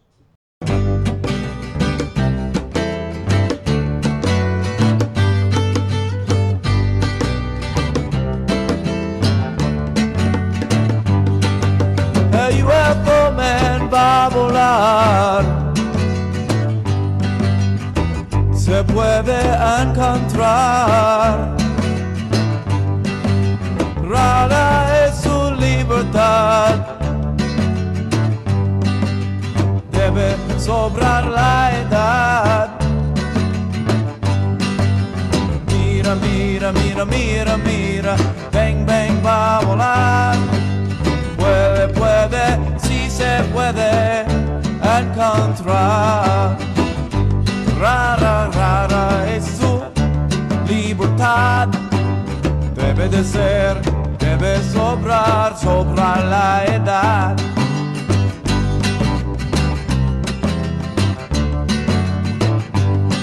¿De qué distancia inconcebible?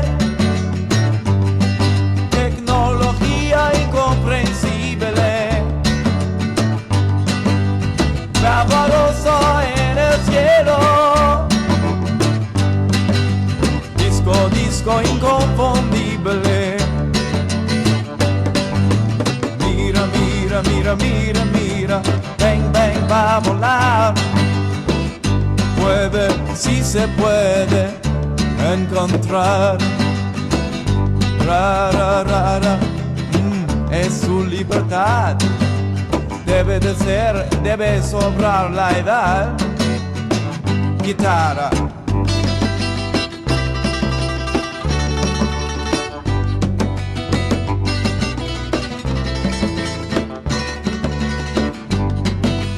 Pavor, pavor en el cielo. Disco, disco extranjero. Un fantasma en acero. Disco, disco de misterio. Mira, mira, mira, mira, mira, mira, ven, ven, va a volar. Puede, puede, sí se puede encontrar. Rara, rara es su libertad. Debe de ser, debe sobrar, sobrar la edad. Pues estoy a la mirada cuando voy a caminar. Porque el UFO me podría volar. En su disco tan dorado, coronado rey del cielo morado. Oh, mira, mira, mira, mira, mira, mira, ven, ven, va a volar. Puede, puede, sí se puede encontrar. Ah, rara, rara es su libertad. Debe de ser, debe sobrar, sobrar la edad.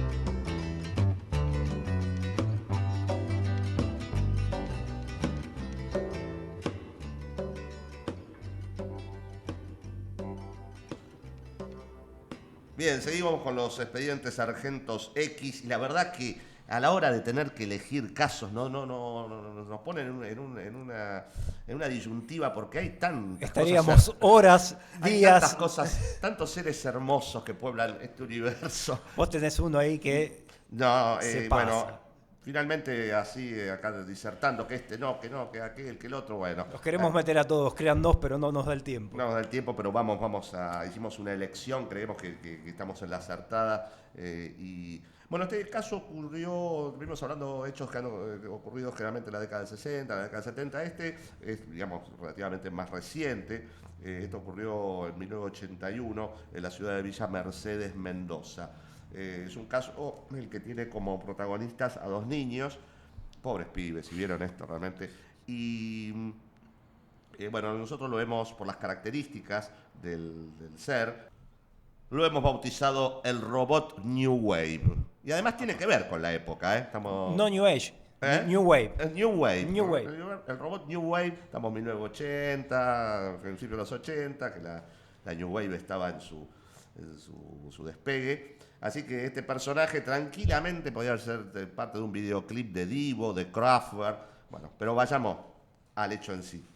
El 19 de mayo de 1981, Daniel Francisco Núñez, de 9 años, cursa cuarto grado de la primaria, y Susana Noemí, de 11, su hermana, volvían a las 19:30 horas del médico en dirección a su casa. La niña, que observaba una obra en construcción en un momento dado, le advierte a su hermanito: mirá la luz que está ahí arriba. Francisco la miró y vio que la luz estaba a la altura de su mirada. El niño vio luego que la luz se transformó en un cinturón. Luego originó una cabeza. Y por último, las piernas y pies, que Francisco los compara con ladrillos cuadrados. Los ojos despedían gran luminosidad, como la que puede dar una soldadura autógena. Tal vez ello fue el origen del extraño malestar de la vista que le persistió varios días después y del que fuera atendido en el Hospital Central de Mendoza. Interrogado, el niño dice que esa entidad parecía tener 2 cavidades que podían ser bocas por su ubicación. ¿2?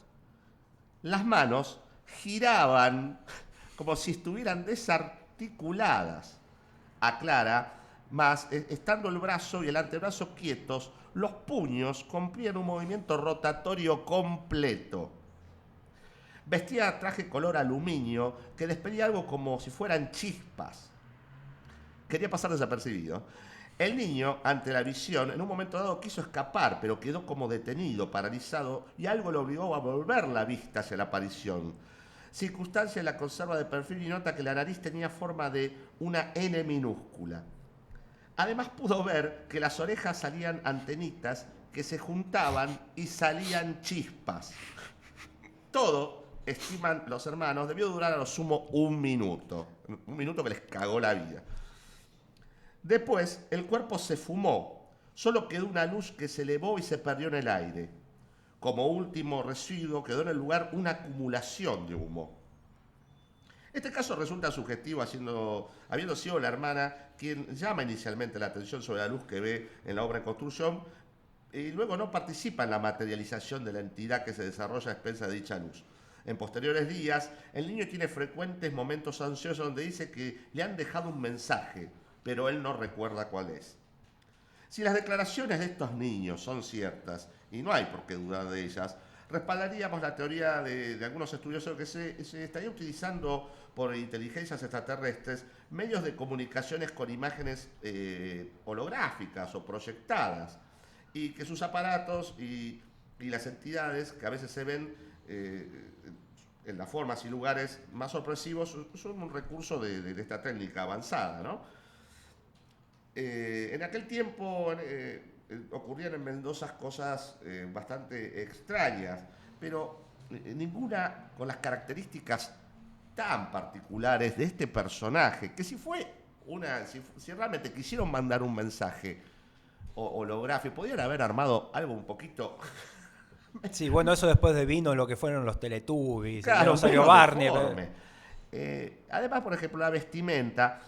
¿Cómo era eso? Claro, por eso lo hemos bautizado el robot New Wave. Describilo, a ver, por favor. Podría estar tranquilamente en el video Atomic de Blondie, bailando tranquilamente. Ambos de los niños describen como enteriza, color aluminio brillante, los pies cuadrados, antena en lugar de orejas.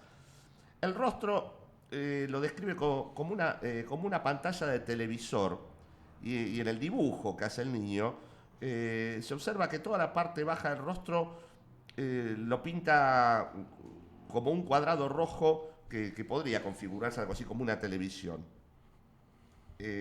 Acá le preguntan a los niños: ¿vos ibas al doctor? Sí, ¿a qué hora? A las 7:30 de la tarde. Iba solo con mi hermanita. El doctor me dijo que estaba muy colorada mi garganta, y cuando veníamos pasando por ahí, por una casa abandonada, el doctor, mi hermana me dijo que había una luz. ¿Te la describieron? Sí. ¿Cómo era? Estaba arriba de la casa. ¿Cómo era la luz? ¿Grande o chiquita? Grande. Y después, bueno, pasamos esa casa y vi una pelotita pasar. Me volví y esa pelotita tomó forma humana. ¿Cómo estaba la pelotita en el aire? ¿Frotando? Sí, después se formó un cinturón. De la pelotita se formó rápidamente el cinturón. ¿Y de qué color era? El hombre era colorado, la cara era roja y el cuerpo metalizado. ¿Los ojos los veías vos? Sí. ¿Rojos también? No, eran azulcitos que daban vuelta. La luz de los ojos era fuerte. ¿Y la cabeza cómo era? Arriba tenía pelo. Dice, ¿pelo como el tuyo? No, cortito, pero paradito. Era uno de estos amigos tuyos de esa época. Era el robot Uruguay. ¿Y de qué color más o menos? Medios grisecitos, se había hecho claritos. Y en la punta tenía como colorado. ¿Le veías las orejas? Sí, pero no eran iguales a las de nosotros, eran como resortes, eran como antenas más que orejas. ¿Y los ojos decís que eran bien redonditos? Sí, acá había algo que lo cortaba. ¿Y la piel cómo? ¿Y viste cómo era la piel de él? No. ¿Le veía la nariz? Sí, pero de frente no. ¿Lo viste de perfil? Claro, la nariz sí. Cuando se formó, ¿vos lo viste de frente? Sí. ¿Y la nariz de perfil, cómo la viste? Como una N chiquita. Y la boca, tenía una boca, una arriba y otra abajo. Como si estuviera pintado, 2 bocas. Es muy bueno. Claro. ¿Hacía algún tipo de ruido? Sí, el ruido que largan las chispas. Todo el cuerpo estaba con chispas, dice, sí, todo el cuerpo tiraba chispas. ¿El cuerpo tenía luz? No, el cuerpo no tenía luz, pero era como de color aluminio, como plateado.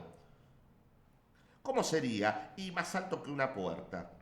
Bueno, pero... Dice, ¿era normal como nosotros? ¿Cómo sería que le hace las preguntas, no? ¿Era normal como nosotros? Era así, pero era mucho más grande. ¿Le pudiste ver las manos? Dice, iguales a las nuestras, pero de otro color. Eran negras. Tenía zapatos como un ladrillo cuadrado en vez de zapatos. Y la ropa era como un buzo más o menos. Era un traje suelto y bien apretadito. Como si fuera a la piel, pegadito.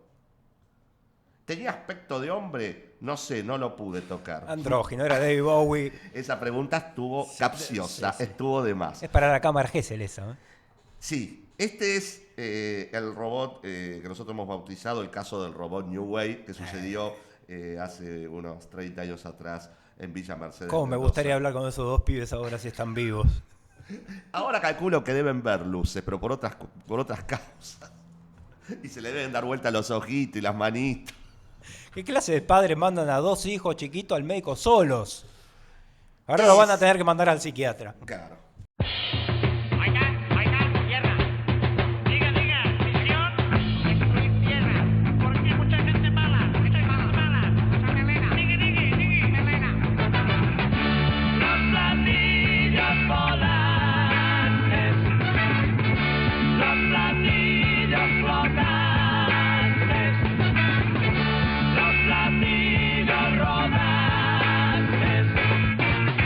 Todo el mundo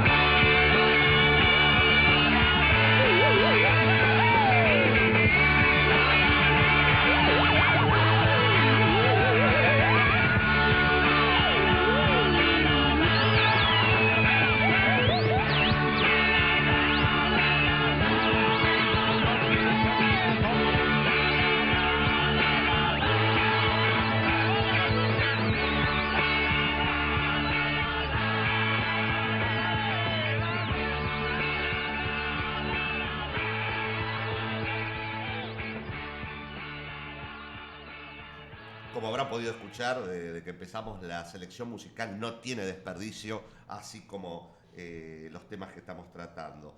Bueno, seguimos con las apariciones de entidades, supuestamente, calculo que serán extraterrestres, pero bueno, Argentina tiene un catálogo tan variopinto de personajes tan extraños, que sea de la procedencia que sea, poco importa. En esta época, en esta época siempre, 60, 70, 80. Claro, sí, por eso nosotros... Ahora son todos grises y reptilianos, un embole. Sí, son grises, reptilianos, conspiraciones. Acá no, acá se te aparecía un bicharraco de esto, te cagabas en la pata, te cagaba la vida, y se tomaban el palo. No se te metían en la habitación para hacerte experimentos. No querían sangre, no querían nada. Aparecían, te pegaban su julepe de novela, desaparecían, después vos lo contabas, quedabas como un loco, un pelotudo, un borracho, no conocía a nadie.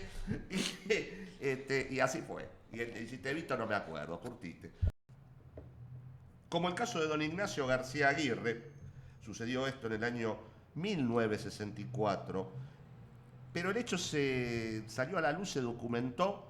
Realmente, o sea, sale a la luz en 1981. Esto es muy común que sucediera este tipo de cosas, porque hay gente que cuando le sucedían estos sucesos, estas situaciones extrañas, se lo guardaban para sí, o no se lo comentaban a nadie, no iban a los medios, se lo comentaban a alguna persona de confianza familiar, algún amigo, quizás hasta ni a un familiar, porque pensaban que les iba a llevar un trastorno a la casa, pensarían que estaban enfermos, que se estaban volviendo locos. Era un verdadero trauma.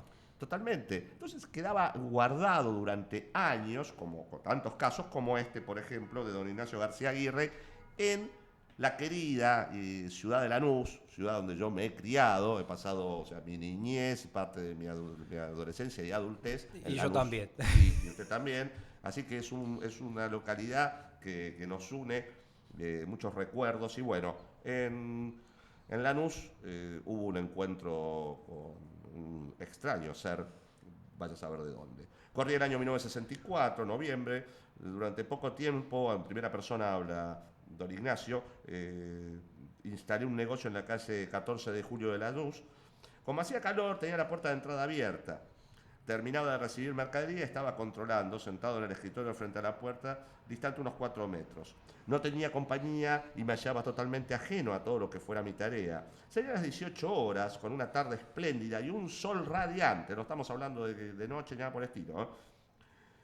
No sé qué me decidió a levantar la vista del papel, y frente a mí, a una distancia de 4 metros, había algo enmarcado perfectamente en la puerta, pero parado en la vereda, debajo del umbral, mirándome. Instantáneamente comprendí que me encontraba viendo una cosa que parecía trasponer el límite de lo normal.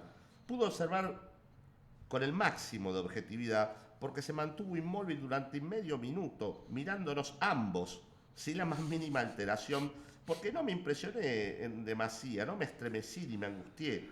A pesar de la insólita presencia, no aparté la vista, manteniéndome sereno y tranquilo, sin emoción. Se me ocurrió que también se me estudiaba y que quizás por algún medio pudiera conocer mi estado de ánimo no agresivo y sin emotividad, este ser, ¿no? Deseaba mostrarme con naturalidad para no estropear la fascinante experiencia que estaba viviendo. El ser que se presentó, porque no lo vi llegar, tenía una enorme cabeza para cualquier cuerpo terrestre y mucho más para su pequeña estatura. Aún hoy no me explico qué podía caber dentro de semejante masa encefálica en forma de huevo. No tenía cabellos ni pestañas, ni cejas, tampoco le vi orejas, por lo que supongo tendría orificios. Los ojos, la nariz y la boca eran chiquitos, sin la forma humana. Eran simples orificios, agujeros redondos, todos del mismo tamaño. Su rostro, sin expresión alguna, como una máscara. Si tuviera que definirlo, diría que era lánguida y bondadosa, como las que se ven en las imágenes religiosas. Su piel tenía el aspecto y el color de la cera, de las velas. Usaba un ropaje de género enterizo, de igual color de su piel, sin bolsillos, ni tableados o costuras, pero amplio. Comenzaba debajo de la cabeza sin permitir ver el cuello. Tuve la impresión de que no lo tenía. La vestimenta de tipo de mujer caía ensanchándose hacia abajo, como si estuviera almidonada, y era completamente liso, sin cuello ni escote alguno. No usaba cinturón, ni botones, ni otro cierre. Como estaba en la vereda, el umbral tapaba la parte de abajo, por ello no pude saber si tenía pies. Un detalle que noté es que no se asomaban las manos al terminar las mangas, bien determinadas. Luego de un instante de observación, pasaron unos instantes, que quizás estuviera esperando por mi parte alguna señal, porque este ser me miraba, y yo también esperaba de él algún tipo de señal, pero no se produjo. Todo mi interés estaba acaparado por retener los detalles, tratando de observarlo todo. De ahí la minuciosidad con lo que lo estoy describiendo. Apenas dejé de verlo, se me ocurrió que otra persona pudo haberlo visto o conocido ese fenómeno, si es que era del barrio. Hice averiguaciones con resultado negativo y realmente decidí suspenderlas porque me comprometía mucho en mi relato al mencionar el tamaño de la cabeza. Claro, vos qué le vas a preguntar al verdulero. Vecino, ¿usted no vio un peticito así con una cabeza de forma de huevo? ¿Qué me estás diciendo? piel de color de ser y vestido como de mujer plateado. Entonces dije, no, paremos la moto. Cerró el negocio y la cosa se la guardó durante años. Don Ignacio Aguirre finalmente hace esta entrevista, accede a esta entrevista que le hace la revista Cuarta Dimensión, 20 años después, y le preguntan si, por ejemplo, dice, ¿la figura que usted vio era bidimensional, como podría ser una lámina, o tridimensional, como con un cuerpo material? Era algo que estaba frente a mí. Creo como si fuera una figura más que un cuerpo tridimensional. ¿Escuchó algún ruido, vio algún tipo de luz, notó algo extraño? No, en absoluto. ¿Le pareció que esa entidad era algo vivo o más bien una imagen proyectada? A pesar de que su rostro irradiaba bondad, como dije, creo que más bien era algo proyectado. ¿La experiencia tuvo incidencia en su vida posterior? Sí, aunque no mucho. Me volví retraído, perdiendo ciertas amistades o distanciándome sin justificativo. Y claro. Sí. ¿Viste un tipo con cabeza de huevo? ¿Qué le vas a decir? Y claro. Después de 15 años del hecho, ¿cómo se siente usted ahora con la experiencia que vivió entonces? Como si fuera ayer. Y he meditado mucho en ello. La presencia de ese ser absurdo me basta a mí para creer que están entre nosotros y no me preocupa ahora la opinión de los demás. ¿No teme que se burlen de usted cuando nosotros publiquemos esta nota, por ejemplo? Hasta hoy estaba cohibido por el temor a ser señalado, pero tengo una trayectoria de toda vida bien llevada que me coloca por encima de cualquier suspicacia. Dirán que lo imaginé, que fue una alucinación. Ahora al don Ignacio le dicen el amigo del hombre con cabeza de huevo. Lamentablemente hemos llegado al final, veníamos reembalados porque, como dijimos anteriormente, tenemos tanto material de lo que es este paso por la historia ufológica argentina y sus casos más delirantes, los más oscuros, los menos difundidos algunos, pero que realmente forjaron en nosotros lo que hoy somos, los que estamos frente a este micrófono y bueno, como verán, los resultados están a la vista. Este ha sido el episodio número 2 de Líbranos del Mal, dedicado a los expedientes Argentos X. La reflexión final es, la ufología ha cambiado muchísimo en los últimos 30 años y, como dijimos anteriormente, ha perdido de cierta, digamos... Chispa, diversión. Chispa, cierto romanticismo, se ha transformado en algo quizás mucho más de manual y o sea, manejado con ciertas... con pinzas y hasta con ciertos prejuicios. Indudablemente, o los extraterrestres también evolucionaron de la misma forma que los ufólogos y se pusieron igual de aburridos. O se les cagaron tanto de risa durante todos estos años que dijeron vamos a hacer algo más. Claro, algunos, o todos estos bichos quedaron guardados en algún lado, pasaron a mejor vida, no sé qué será, que ahora solamente nos visitan grises. Que ya no te tienen, mete una sonda en el orto. Claro, ya nos tienen aburridos, que se te meten en la habitación y que te toquetean y que después vos no sabés, y después por hipnosis sales de que se han abusado de uno. Bueno, caballero. Nada más que decir, sigan mirando al cielo y que la fuerza los acompañe.